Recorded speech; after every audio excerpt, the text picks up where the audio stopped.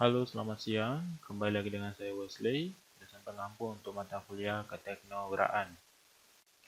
Pada kesempatan kali ini, saya akan menjelaskan topik pertemuan kita, yaitu feasibility analysis dan business plan. Sebelumnya kita sudah mempelajari ya bagaimana membuat sebuah bisnis model dengan menggunakan konsep bisnis model kanvas. Di mana pada dasarnya sebuah bisnis model ini diperlukan untuk mendefinisikan target customer dan bagaimana perusahaan dapat menjangkau mereka. Jadi konsep ini saya kira menjawab apa yang sudah kita pelajari dalam bisnis model kanvas. Kemudian aspek yang kedua adalah bahwa customer itu akan menerima value proposition yang perusahaan atau kita tawarkan. Ya, kemudian ada point of differentiasinya, kemudian ada metode penetapan harganya, kemudian bagaimana proses penjualannya, sistem distribusinya, dan support customer-nya. Jadi seluruh komponen ini itu sudah tersedia di dalam bisnis model Canvas. Selanjutnya kita ke feasibility analysis. Pada dasarnya, feasibility analysis adalah bagaimana kita menguji sebuah ide ya secara fundamental apakah mampu menciptakan sebuah bisnis yang sukses. Ya, kemudian feasibility study ini dialamatkan untuk menjawab pertanyaan apakah bisnis ide ataupun ide bisnis yang kita sudah miliki itu layak untuk kita lanjutkan atau tidak. Jadi itu harus dijawab pada bagian feasibility analysis ini. Elemen dari feasibility analysis terdiri dari 3 bagian, yaitu kita akan menguji kelayakan dari sisi industri dan marketnya, kemudian kelayakan dari sisi produk atau jasa yang kita tawarkan, dan kelayakan dari sisi finansial atau bagaimana perusahaan ataupun bisnis ini bisa berjalan 1 tahun, 2 tahun, atau 10 tahun ke depan. Gitu. Namun, ada satu lagi sebenarnya yang perlu diuji yaitu kelayakan dari sisi organisasi. Namun pada kesempatan ini, kita akan fokus di 3 elemen feasibility analysis berikut ini. Yang pertama adalah Industry and Market Feasibility Analysis. Area ini berfokus terhadap 2 hal, yaitu menentukan seberapa menarik sebuah industri secara keseluruhan, atau dalam istilah lain adalah apakah sebuah industri tersebut itu mampu menjadi atau sebagai rumah untuk bisnis baru, ya. Artinya, kalau memang secara industri itu kurang menarik, jadi potensi kita atau opportunity kita untuk memasuki bisnis tersebut juga akan semakin kecil. Selain itu kita juga harus melakukan identifikasi kemungkinan ya di sebuah market niche atau industri dalam kategori niche, apakah sebuah bisnis yang kategorinya kecil itu bisa memperoleh keuntungan. Ya, jadi kita akan berfokus pada 2 hal ini. Five Force Model adalah alat yang digunakan untuk menguji apakah sebuah industri menarik atau tidak. Nah, untuk metode ini itu mengangkat 5 kekuatan yang ada dalam sebuah industri, kemudian melihat aspek dari ancaman yang akan datang. Kelima kekuatan itu adalah kekuatan antar perusahaan di dalam industri, kemudian bargaining power of suppliers, bargaining power of buyers, ancaman pendatang baru, ancaman produk atau jasa pengganti. Ya, jadi kelima kekuatan inilah nanti akan diukur, kemudian diberikan skor. Nah, hasil skornya lah nanti akan menentukan apakah industri tersebut menarik atau tidak. Berikut adalah skema dari Vice Force Model. Ya, jadi untuk industri competitors, ya di dalamnya yang paling utama sebenarnya adalah persaingan antar industri dalam perusahaan. Kita melihat dari 4 aspek, yaitu dari sisi buyers atau pembeli, produk atau jasa pengganti atau substitusi, suppliers, ya bahan baku, kemudian ancaman pendatang baru, ya. Jadi nanti akan kita lihat kira-kira skornya berapa. Kalau misalnya dari sisi buyersnya itu cukup lemah, tapi bagaimana dengan kondisi 3 aspek yang lainnya, sehingga nanti kita bisa menempatkan posisi dari industri itu seperti apa. Nah, dari sana akan kita melihat apakah kita memungkinkan untuk masuk ke dalam industri tersebut atau tidak. Persaingan antar perusahaan dalam satu industri ini merupakan yang paling kuat dari 5 kekuatan yang ada pada Five Force Model. Nah, pada kondisi ini, industri dianggap lebih menarik ketika jumlah kompetitornya sangat banyak atau besar, atau dalam kondisi ekstrim, jumlah kompetitornya sedikit. Kompetitor ukurannya tidak sama, baik dari sisi ukuran, atau dari sisi kapasitas. Dan industrinya tumbuh cepat, serta ada opportunity atau peluang untuk menjual produk atau jasa yang berbeda atau terdiferensiasi. Selanjutnya adalah bargaining power of supplier. Kita tahu bahwa kalau kita berbicara manufaktur, bahwa supplier ini sangat besar dampaknya terhadap kegiatan usaha ataupun bisnis kita. Oleh karena itu, semakin besar pengaruh supplier, maka dianggap kurang menarik industri tersebut. Nah, dalam kondisi ini, industri akan dianggap lebih menarik ketika banyak supplier menjual produk komoditi atau bahan baku. Kemudian, bahan substitusi ataupun produk substitusi itu tersedia. Kemudian, biaya switching-nya ataupun peralihan ke bahan baku substitusi itu rendah. Dan yang terakhir adalah komponen dalam akunnya, ya, bahwa dalam finish produknya atau barang jadi ini, porsinya sangat kecil untuk biaya bahan baku. Selanjutnya adalah bargaining power of buyers atau kekuatan penawaran oleh pembeli. Pengaruh pembeli itu akan cukup tinggi ketika jumlah customer-nya kecil dan biaya switching-nya untuk beralih ke produk kompetitor itu rendah. Dalam kondisi ini, industri dianggap lebih menarik ketika switching cost, ya, biaya peralihan customer untuk produk lain itu tinggi, sehingga potensi untuk beralih ke produk lain itu sangat rendah. Selanjutnya adalah jumlah buyer atau pembelinya cukup besar, dan customer menginginkan produk turunan. Customer terbatas untuk mengumpulkan informasi terkait komparasi terhadap supplier. Dan komponen account, ya, terkait finished good ataupun barang jadi atau finished product itu porsinya cukup kecil dari aspek customer-nya. Ancaman pendatang baru. Semakin besar kelompok pendatang baru yang potensial, maka semakin kurang menarik industri tersebut. Nah, industri dianggap lebih menarik terhadap pendatang baru ketika tidak ada keunggulan atau keuntungan dari sisi ekonomi of scale-nya. Artinya apa? Jika ada keuntungan yang diperoleh dari aspek ekonomi of scale-nya, maka perusahaan yang sudah ada atau existing itu akan berusaha untuk melakukan scale up dari industri atau bisnisnya. Sehingga peluang untuk pendatang baru itu akan sangat kecil. Selanjutnya adalah industri lebih menarik terhadap pendatang baru ketika jumlah modal yang dibutuhkan itu lebih kecil. Kemudian, cost advantage atau keunggulan dari aspek biaya itu tidak berhubungan dengan ukuran perusahaan. Pembeli tidak loyal terhadap existing brand, artinya jika pembeli loyal, maka peluang untuk pendatang baru untuk mengakuisisi buyers itu sangat terbatas. Dan yang terakhir, industri lebih menarik terhadap pendatang baru ketika pemerintah tidak membatasi ruang terhadap perusahaan baru atau bisnis baru. Yang terakhir adalah ancaman dari substitusi atau produk pengganti. Produk atau jasa substitusi dapat mengubah suatu industri secara keseluruhan. Ya, pada kondisi ini, industri dianggap lebih menarik ketika produk atau jasa pengganti secara kualitas ataupun yang lebih berkualitas itu tidak tersedia. Dari sisi harga, produk substitusi tidak signifikan lebih rendah atau lebih murah dari produk yang ditawarkan di industri saat ini. Artinya, jika harganya jauh lebih murah, maka potensi customer untuk berpindah ke produk substitusi tersebut itu lebih besar.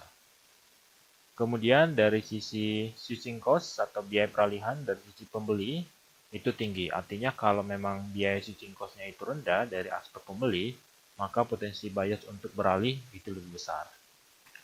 Berikut adalah 5 force matrix, yaitu bagaimana kita menentukan sebuah industri atau suatu industri menarik atau tidak. Yang pertama adalah kita menentukan tingkat kepentingan dari kelima kekuatan yang ada. Ya. Untuk skor 1, tingkat kepentingannya itu not important atau tidak penting. Kemudian yang paling tinggi adalah 5 dengan kategori bahwa sangat penting, yaitu very important. Ya. Jadi skornya 1 sampai 5. Jadi untuk setiap kekuatan kita berikan skor. Misalnya pada slide kita bisa melihat untuk kekuatan persaingan antar perusahaan dalam industri. Untuk kekuatan ini dianggap sangat penting, jadi kita beri skornya 5. Kemudian bargaining power of supplier, ya, skornya 2, jadi kita anggap ini kategorinya penting saja atau kurang penting, ya, 2. Bargaining power of buyer, kita beri skornya 2, artinya ini kurang penting. Dan threat of new entrant ataupun ancaman pendatang baru dalam industri, kita beri skor 3, artinya di kategorinya penting, ya. Kemudian threat of substitusi ataupun ancaman produk substitusi atau produk pengganti, kita beri skor 4, artinya dari skor 4 kita bisa kategorikan ini cukup penting, ya. Jadi kita berikan tingkat kepentingan untuk masing-masing kekuatan. Setelah itu kita menentukan ancaman industri untuk setiap kekuatan. Misalnya di sini persaingan antar perusahaan, ya, dalam industri dengan level skornya adalah 1 sampai 5, di mana ancamannya ini untuk angka 1 kategorinya rendah, angka 3 medium, angka 5 high. Jadi di sini persaingan antar perusahaan dalam satu industri kita berikan skornya untuk ancamannya adalah 3. Jadi kita anggap bahwa ancaman dari sisi persaingan industrinya itu sedang atau medium, jadi kita berikan skornya 3. Nah, kalau lihat di sini yang skornya cukup tinggi adalah 4, ya. Jadi ancaman dari sisi bargaining power of buyers itu cukup tinggi dan ancaman dari pendatang baru. Jadi kita berikan skor dari ancaman yang ada untuk setiap kekuatan. Jadi untuk memperoleh bobotnya kita kalikan antara tingkat kepentingan dengan ancaman terhadap industrinya untuk setiap kekuatan. Jadi nanti kita di akhir akan memperoleh total skor. Untuk skor minimalnya adalah 5. Kita anggap bahwa industri tersebut sangat menarik dan maksimal skornya adalah 125. Kita anggap bahwa industri tersebut sangat tidak menarik. Ya, jadi semakin besar skornya artinya industri tersebut sangat tidak menarik, dan semakin kecil skornya maka kita anggap industri itu sangat menarik. Ya, kurang lebih seperti itu. Setelah kita melakukan analisis terhadap kelayakan industri, selanjutnya adalah bagaimana cara kita untuk menyajikan ide bisnis tersebut agar sampai kepada customer. Nah, salah satunya adalah membuat prototype. Prototype ini memang dibutuhkan sebagai langkah awal untuk menjalankan bisnis kita.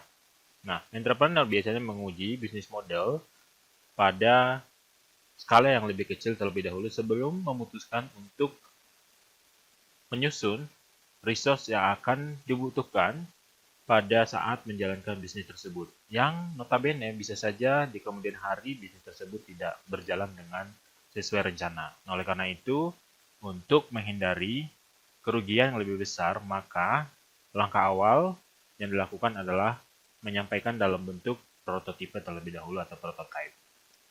Nah, perlu juga diakui bahwa ide bisnis itu adalah hanya sebuah hipotesis yang butuh dilakukan pengujian sebelum langkah awal ke skala yang lebih besar atau ke tingkatan yang lebih besar lagi. Prototipe tersebutlah yang kita uji dalam Product or Service Feasibility Analysis untuk menentukan seberapa menarik produk atau jasa yang kita tawarkan terhadap potensial customer dan mengidentifikasi resource yang kita butuhkan untuk memproduksinya. Nah, pertanyaannya adalah, apakah customer ingin membeli produk atau jasa yang kita tawarkan? Dan apakah kita bisa menyediakan produk atau jasa kepada customer dan memperoleh untung dari produk atau jasa yang kita tawarkan tersebut? Product or Service Feasibility Analysis bisa dilakukan dengan 2 cara, yaitu primary research dan secondary research. Primary research itu adalah pengumpulan data pertama kali dan melakukan analisis. Bisa dilakukan melalui customer survey atau melalui penyebaran kuesioner, atau bisa juga dalam bentuk focus group, trading association, dan business directories, Bisa juga dilakukan secara langsung melalui pengiriman lewat email. Secondary research adalah pengolahan data yang sudah ada sebelumnya atau yang sudah tersedia, kemudian dianalisis dan disajikan. Nah, jenisnya pada umumnya adalah data yang diperoleh dari penelitian sebelumnya, atau bisa juga data yang diperoleh melalui media online atau internet. Prototype adalah bentuk orisinal dan fungsional dari produk baru yang entrepreneur sampaikan kepada tangan potensial customer untuk mereka lihat, kemudian mereka tes, dan mereka gunakan. Nah, in-home trial-nya adalah seperti ini. Pertama kali kita membuat ataupun memperoleh ide, kemudian kita sajikan dalam bentuk prototype, kemudian kita sampaikan kepada customer, kita validasi hasilnya dalam bentuk feedback customer, kita coba perbaharui di prototipenya. Kalau memang belum, kita lanjut ke idenya lagi, kita coba rubah idenya, kemudian kita uji lagi dalam bentuk prototype. Jadi ini iterasinya secara bertahap. Ide ke prototype kepada customer, kita dapat validasi dalam bentuk feedback, kemudian kita perbaharui produknya dalam bentuk prototype, kemudian kita sajikan lagi, kita lakukan iterasi. Kalau memang belum sesuai, kita perbaharui idenya.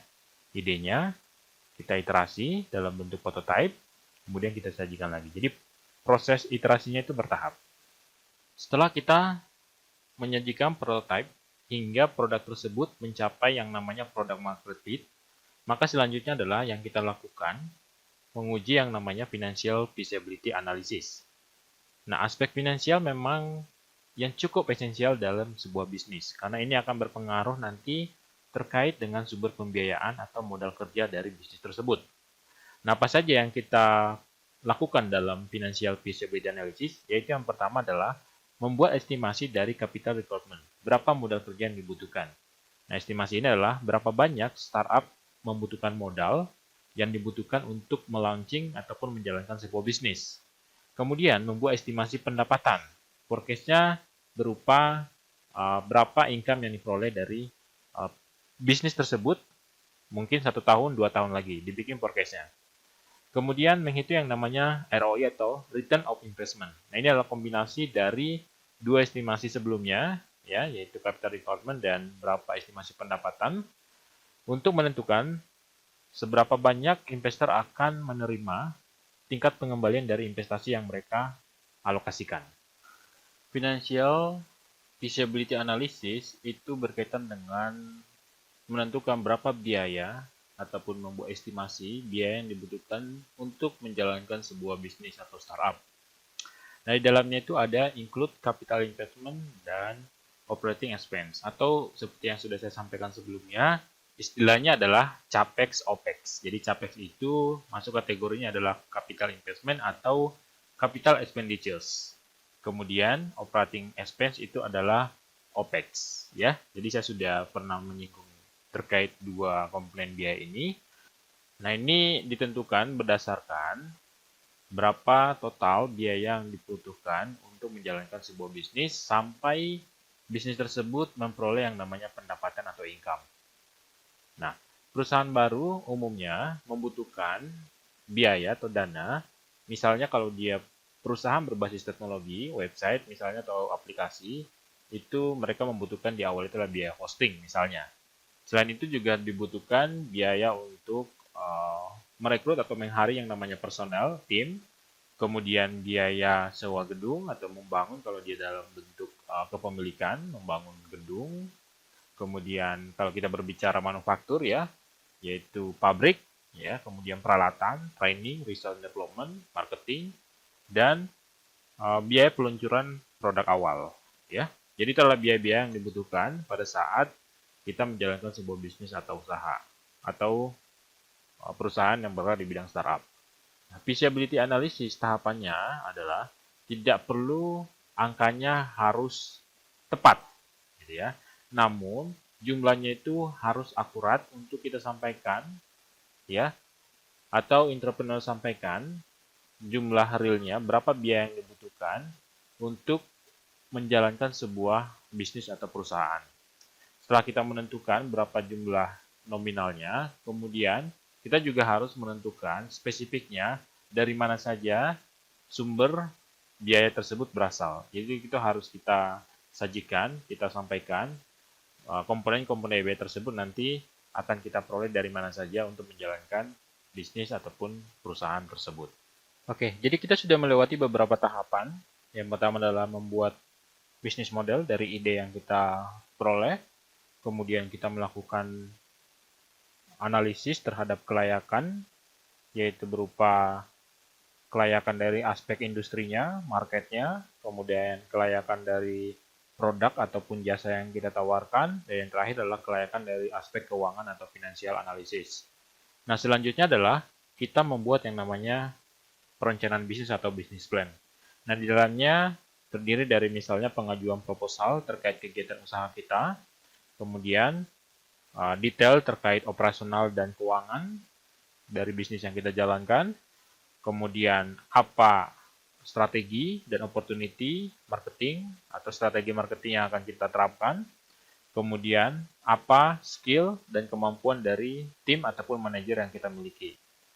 Nah, pada dasarnya bisnis plan ini merupakan asuransi terbaik ya pada saat kita menjalankan sebuah bisnis dari misalnya adanya kegagalan mungkin ataupun kesalahan dalam pengelolaan. Nah, ini adalah salah satu jaminan atau asuransi terbaik untuk menghindari kejadian tersebut. Sehingga potensi usaha tersebut atau bisnis tersebut bisa berjalan dengan baik atau sukses itu akan lebih besar.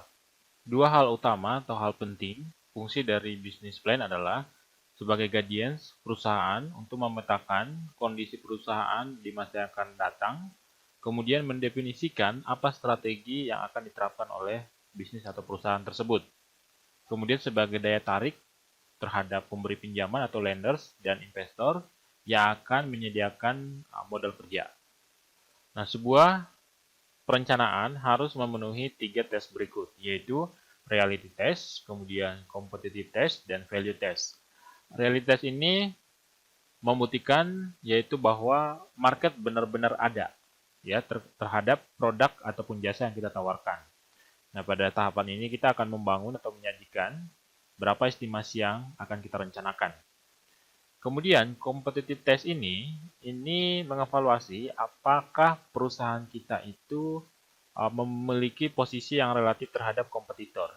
Artinya bahwa manajemen mempunyai kemampuan untuk membangun sebuah bisnis atau perusahaan yang memiliki nilai lebih ataupun keunggulan dari rivalnya atau kompetitornya. Kemudian yang terakhir adalah value test. Nah, ini adalah membuktikan bahwa usaha kita memberikan ataupun menawarkan terhadap investor atau pemberi pinjaman tingkat rate ataupun bunga ataupun pengembalian atau return yang tinggi terhadap investor ataupun terhadap modal kerja yang dialokasikan. Jadi sebuah bisnis plan harus memenuhi ketiga tes ini. Membangun bisnis plan tidak menjadi jaminan bisnis kita akan sukses.